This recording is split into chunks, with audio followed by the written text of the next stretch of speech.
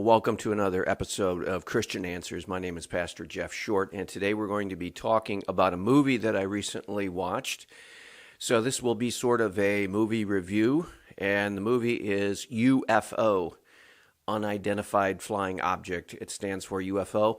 It does deal with the topic of extraterrestrial activity, this case centered around an airport, Cincinnati Airport, and there was a college student who was interested in UFOs, and so he was, being a math student, and it looks like a math prodigy student, he was interested in trying to figure out the communications of these UFO sightings, and he tracked down and did investigative work, and he actually was able to verify that there was some kind of signal being sent, and he figured it out using his advanced mathematical skills.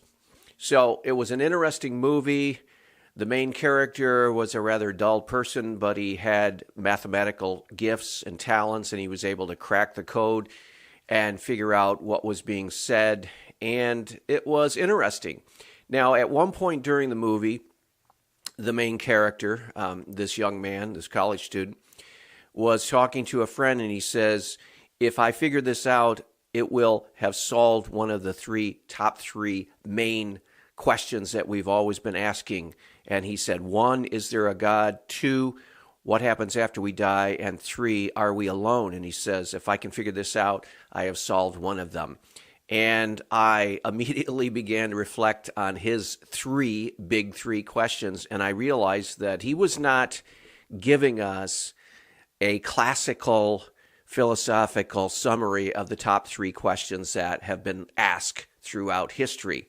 The last one that he was able to solve in this fictional movie is not even on the list of most of the even top 10 questions of life that philosophers and theologians have classically asked during the centuries, starting all the way back even beyond the Greeks. The Greeks philosophers were some of the first ones to actually formulate these questions and begin to try to explore them and rationally answer them. And they didn't spend a whole lot of time trying to figure out, are we alone? Or are there people out there in space? But this young man seems to feel that that question is one of the top 3 questions. I disagree with that. I don't believe that the question, are we alone, is even on the top 10 list, but it is a very, very important question nowadays, certainly, because as we learn more about the universe, as we learn more about space, as we travel further from our own planet Earth, for example, when we went to the moon, and now there's talk about going to Mars, and so on and so forth, and as private companies like the Elon Musk company and the Virgin Mobile company, Richard Branson, and so forth, these individuals are spending millions and millions, if not billions of dollars, trying to figure out how to get people into space. And so the question then is, are we alone? It is a good question. It definitely is not one of the top 3 questions that philosophers have asked all throughout the ages, but it is an important question today for the reason I've just mentioned. Now, let's look at some of these top 3 that this young man talks about. First of all, no question about it, the top question that people have asked in their minds, even if they haven't done so formally philosophically, is there a God? And of course, most people in most cultures for most of recorded history have always concluded that there is a God. They didn't know what God was like, but most people, most cultures have come to the conclusion that there is a God, or gods, if you want to go back far enough into the polytheism, gods, or there is some force, power, personality behind everything. And this has been the challenge, though, is for the philosophers, at least since the time of the Greeks, is to somehow try to come to that conclusion rationally through logic and reason. And now it's interesting, the Bible doesn't actually raise the question, is there a God? The Bible is a lot more practical. It just assumes that there's a God, and we can see in the pages of, for example, in the first chapter of Romans, it talks about that God and his qualities are visible to those on earth, visible to people. So you don't have to spend a whole lot of time trying to prove something that is intuitively obvious to people when they simply sit down and try to reflect. And so the Bible, as far as a question-raising book, it doesn't even raise the question about God. It simply assumes that God is, and it goes from there. Now, which is a good assumption, and which is very fruitful when you assume that there's a God, because if you don't assume that there's a God, if you say, well, I'm going to wait until it's rationally proven, you're going to be waiting forever to try to get your worldview going. So the Bible doesn't even get philosophical about the idea of God. It simply says, okay, you have to have God. God is. You can't use any secondary argument to prove something like God, because God is. And there's nothing behind God. There's nothing that you can sort of sneak up on the question and then prove with some other object or some other being or some other form of logic. You have to start somewhere, and you have to assume something to even get the argument going. And so the Bible talks about God is in the beginning God. And so, yes, we have to almost assume that God is before we even start going any deeper than that. And so the question about God is something that the Bible assumes to be true, and then subsequently simply carries on as if it were true. And then the confirmation is in the actual verification of it being true. For example, like St. Augustine says, I believe so that I can know. He enters into the verification of the assumption and finds that it actually is true. Jesus says something similar. He says, taste and see and know that the Lord is good. So when you enter into the faith experience, then you are verifying that the assumption that God is and is a rewarder of them that diligently seek him is actually a true assumption, and you verify it by your life, and you begin to live the Christian life, and you find that it is true and that does correspond with the reality that we all experience. So, biblically speaking, we don't get a philosophical proof for God's existence. Now, there are philosophical proofs for God's existence that have been developed by Christian theologians over the centuries. And some of them are very clever, and some of them are very profound. I know one of the classical examples of a proof for God is Anselm's ontological argument, and it revolves around the concept of imagining a being, an idea of a being whose greatness cannot be exceeded. So you have this idea of God that you cannot get a greater idea. And this idea would have to include existence, because you can imagine a greater idea than one that didn't exist. So you'd have to presuppose existence also. So the greatest idea would be God, and you go on from there. It's a little bit complicated and it's hard to explain, but once you understand what the Anselm, the theologian, is trying to say, it's pretty profound.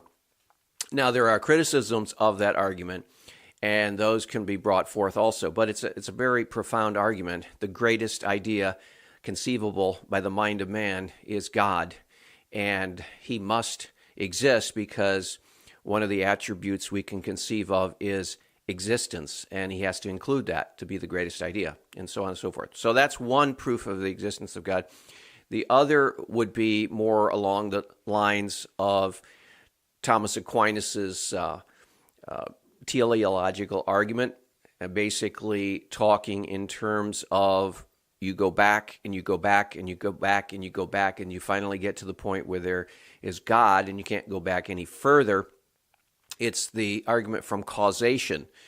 And this is a little bit even more sophisticated and a little harder to understand, but then when you start looking into this, it's actually very profound also. So some of the greatest thinkers of humankind have been dealing with this subject, and they've produced some pretty profound literature. Now, again, there are critics and skeptics, people, philosophers and theologians that have attempted to refute these arguments, and in some instances, they have come close to refuting them.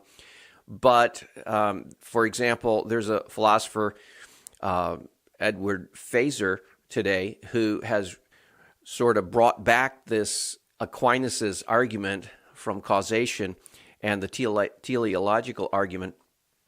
And he has actually tried to make the case that it never was refuted in its best form. And if you actually consider it, you will realize that it actually is a very solid reasoned argument for the existence of God. So anyone interested in pursuing that can read Edward Feser's book on the proof for existence of God. Okay, so that is a classical perennial question, and this young man in the movie UFO actually got that right. Now, the second question that he raised was, what happens after we die? And now this question is something that the Christian faith actually addresses and actually provides a verification that there is life after death and does exist beyond the grave. And that is the resurrection of Jesus Christ.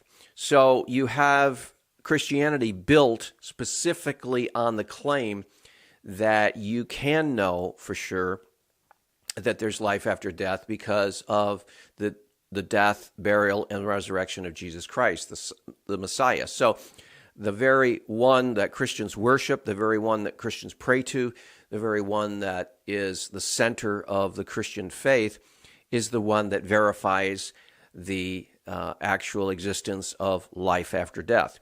Now, there have been other attempts to prove that life exists after the grave, and I think one of the most controversial one and the most recent one was the whole seance, medium, occult angle of this. And you have that especially, for example, in Victorian England, and you have that especially at the turn of the 20th century. From the 19th to the 20th century, you have this resurgence of interest in what has come to be known as Spiritism.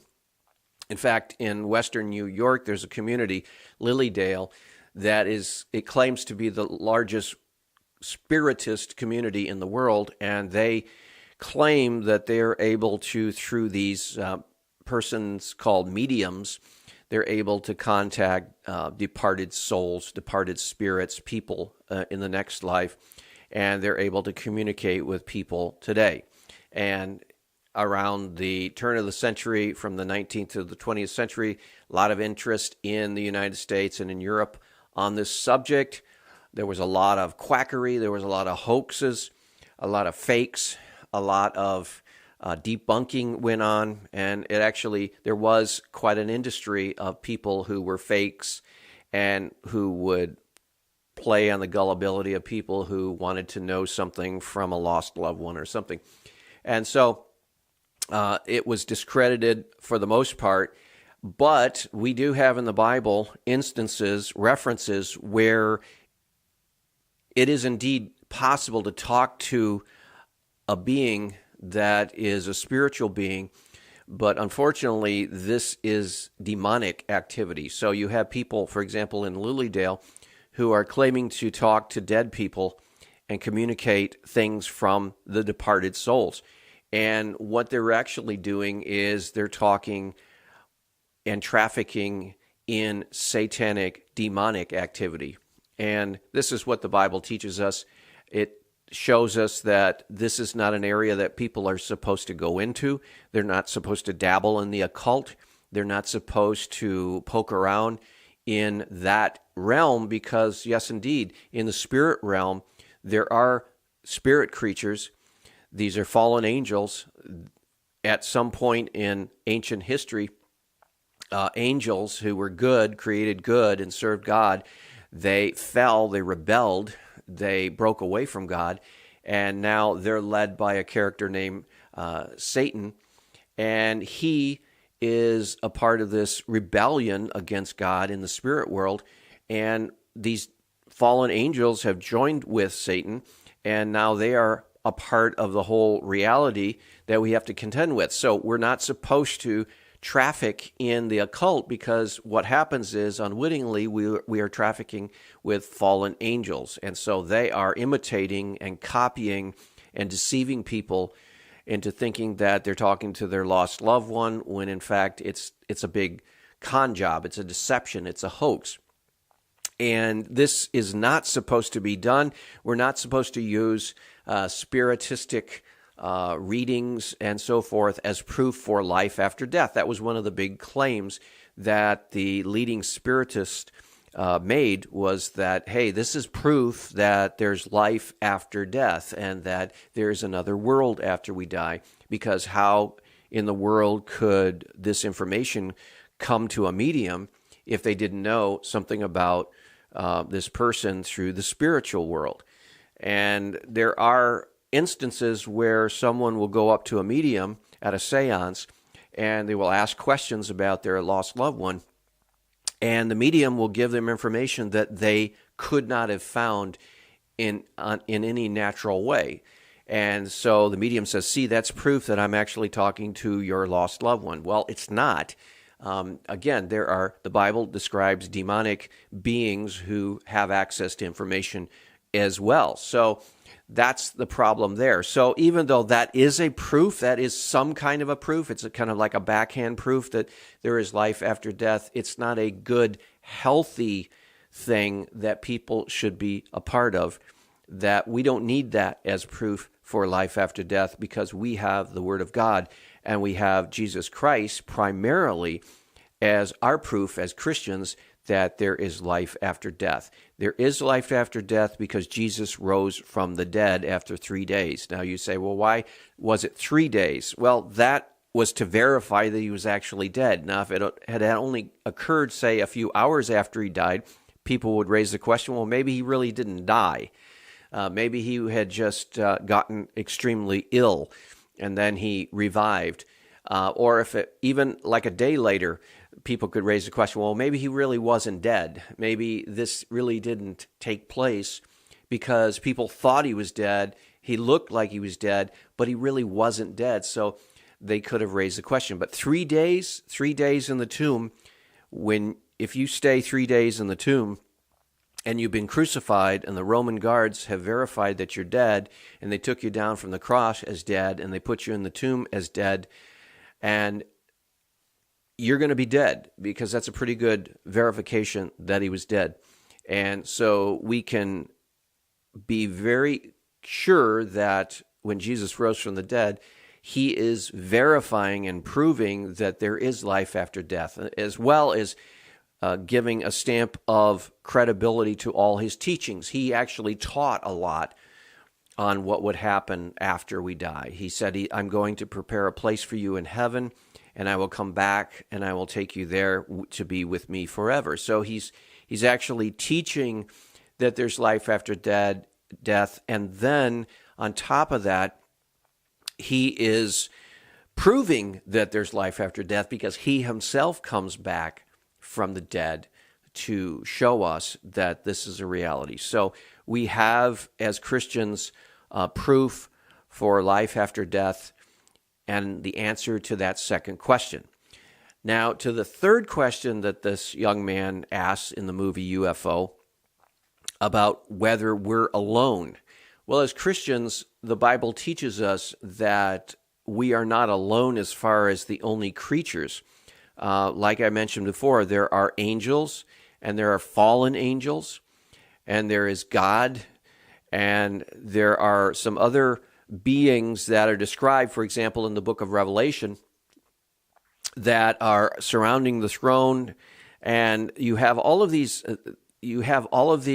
heavenly creatures. So we know that there are other beings. But what this young man in the movie UFO is trying to ask is, are we the only physical beings? Are we the only beings in the universe that, are we the only ones in the universe? Or are there people out there? Are there creatures out there in space somewhere? For example, are there people on another planet? Are there people on another location? And that's the big question that people are asking today more than ever because of space travel. I think when we went to the moon in 1969, when we set foot on the moon, we showed that it's possible to actually leave our planet and visit another location in the solar system and in the universe. So it's possible now that we can leave Earth and actually travel to Mars.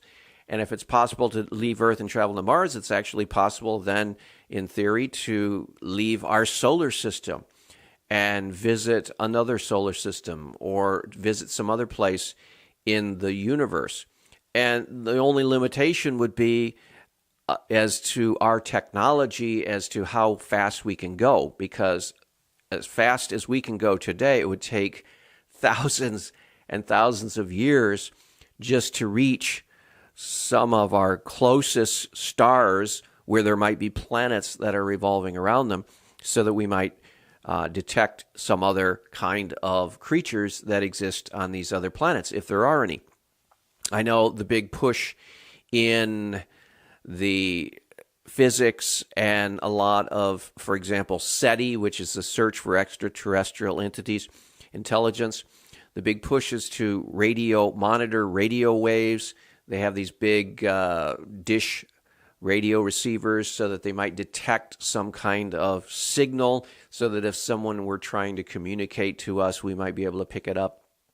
And in fact, that was kind of the premise behind the movie UFO that we saw recently at the theater, where you have this civilization from outside of our planet trying to communicate to people on Earth. So how do they communicate to people on Earth if we don't know the language and they don't know our language? Well, they use the language of mathematics, and that's why this math student was able to pick up on what they were trying to do. They were using a constant that was applied, we presume, everywhere in the universe. So this constant, this natural occurring constant number, would be known by people wherever they're at in this galaxy, wherever they came from.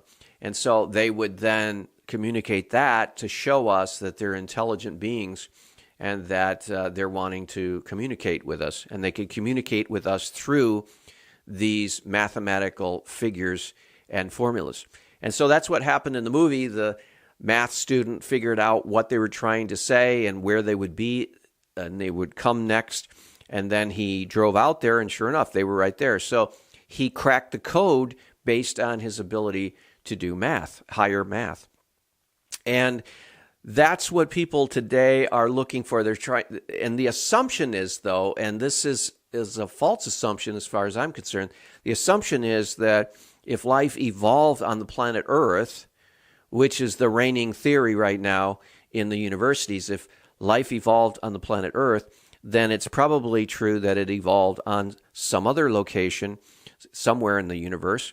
And if that's the case, these beings or creatures out there in the universe would probably either be more advanced than us if they came to us, and so there might be the danger that they might be hostile, or they might be more primitive than us. There might be a planet that just has, for example, vegetation on it, maybe primitive organisms, but not actual animals or not actual human beings. So there's this big assumption that the evolutionary scenario that Darwin painted in 1859 with his Origin of the Species applies everywhere.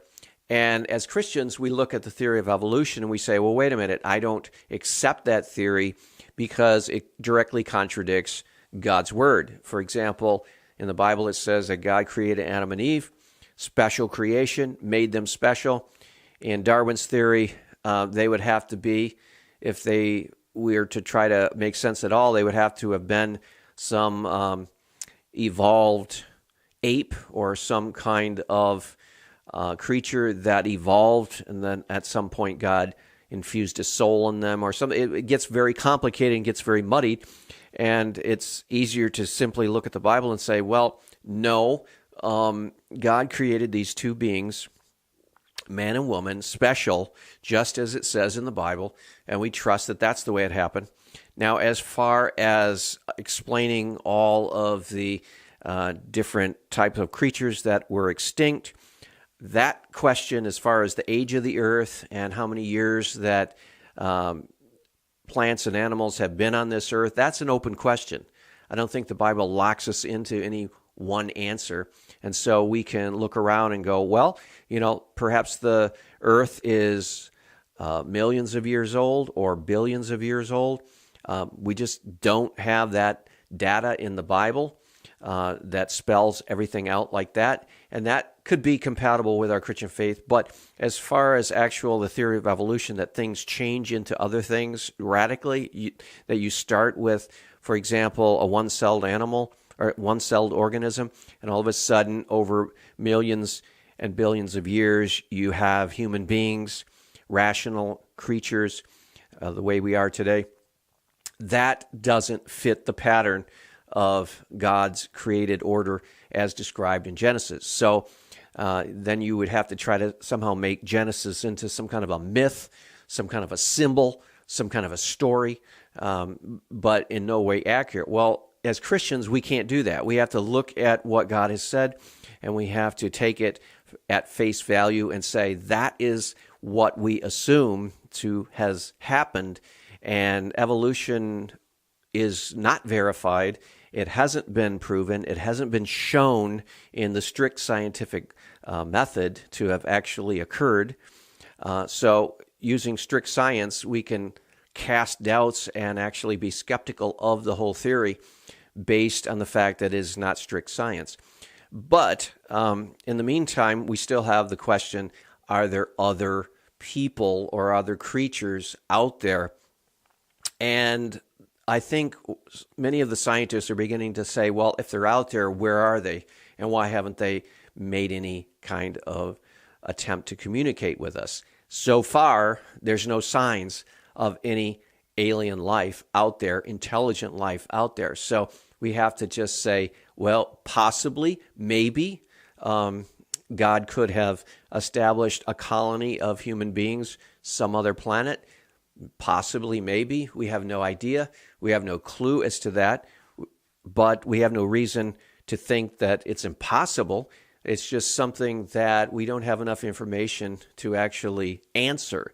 And so this movie was playing on that question and saying, well, here is an experience where there was some intelligence trying to communicate to humans on Earth using higher math. And under that scenario, yeah, it would be interesting to pursue that and see and research that and to try to find out if that's actually happening. But as far as we know, even that has not occurred. So we're still waiting to see what will come of the question, are we alone? And so far, we have no indication that there's anybody physically out there other than the spiritual entities that the Bible describes, like the angels, God, fallen angels, and so forth. So I thought the movie was interesting because it gets you thinking, provokes your thought, but as far as actual factual reality, it's still science fiction. So we'll see you back next week on another edition of Christian Answers. God bless.